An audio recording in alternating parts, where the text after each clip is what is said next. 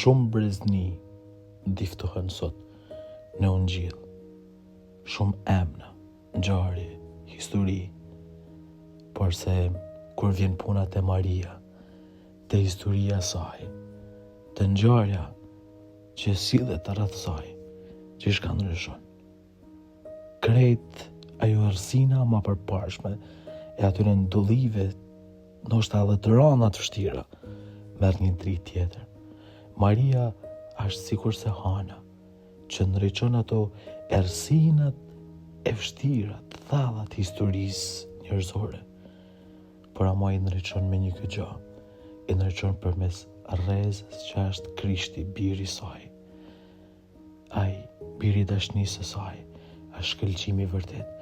Maria merr prej tij edhe na ndriçon, na orienton, bëhet udhë rrëfyse, udhë treguese, edhe na çon tek shëlbimi, te amshimi.